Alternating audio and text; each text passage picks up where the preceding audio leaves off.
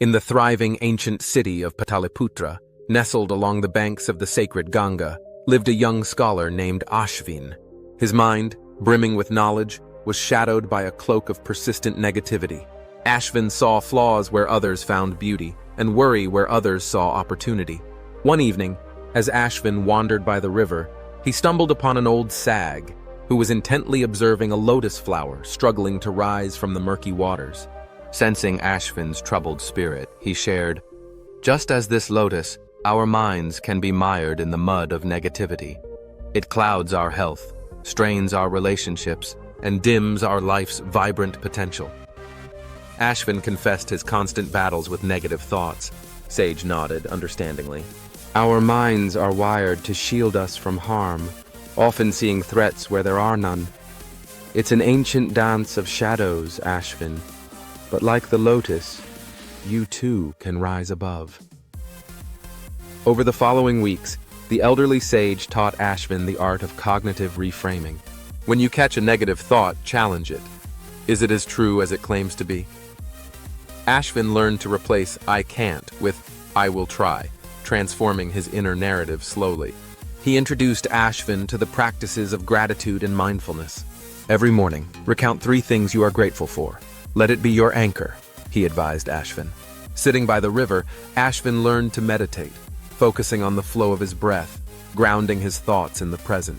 One day, the elderly sage narrated a story to Ashvin that would deeply influence his perspective. In a small village nestled among verdant hills and streams lived 2 brothers, Arjun and Bhavin, whose father was a well-respected farmer. As the end of his days approached, the father decided to divide his farm between his 2 sons, ensuring they both had equal shares to cultivate and prosper from. The farm was split into 2 parts. One half was rich with fertile soil, abundantly watered by a natural spring, and the other half was rocky and dry, posing a challenge to even the most experienced farmers. When it came time to choose, Arjun, the elder, manipulated the choice so that he received the lush, fertile land, leaving Bhavin with the arid, stony half. Despite this setback, Bhavin approached his inheritance with optimism and determination. He spent days removing stones and improving the soil with organic compost.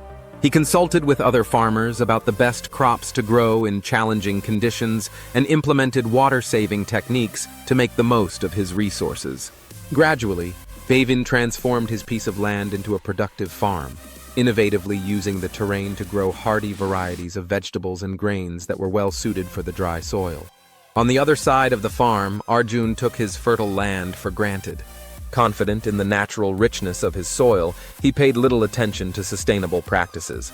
He overplanted the same crops, which quickly depleted the soil of nutrients, and failed to maintain the irrigation system, allowing the spring to clog and the water to stagnate. Years passed, and the brothers' fortunes reflected the care they put into their land. Bhavin's farm thrived, becoming a model of resilience and innovation, producing bountiful harvests year after year. The villagers admired his dedication and the quality of his produce. In contrast, Arjun's yields dwindled as the neglected soil became barren, and his part of the farm fell into disrepair. Sage concluded that true prosperity comes not from the wealth of the resources at hand, but from the diligence, innovation, and optimism with which we nurture our resources. Bhavin's success exemplifies how a positive attitude and hard work can turn even the most unpromising circumstances into a source of abundance. Motivated by the story, Ashvin adopted a routine of writing in his gratitude journal. He noted everything from the cool breeze of the early morning to the kindness of neighbors. These small acknowledgments began to shift his perspective, illuminating the overlooked blessings around him. He expressed his gratitude openly, thanking those who touched his daily life, from the fruit vendor's cheerful greeting to his mother's loving meals. This act of acknowledgement brought smiles and warmth, reinforcing the goodness surrounding him. Ashvin also revitalized his relationships. He spent time with fellow scholars and poets, engaging in enriching conversations and debates. Elderly sage reminded him, "Surround yourself with those who reflect who you want to be and how you want to feel. Energies are contagious." Ashvin rediscovered passions that had wilted under his negativity: poetry, astronomy, and long walks through nature. Each poem he wrote, each star he charted, and each step he took was a celebration a small victory in the journey of his transformation. As time passed, Ashvin's outlook transformed beautifully. At a community gathering, he shared his journey from negativity to positivity, emphasizing, "Patience and persistence are your guides."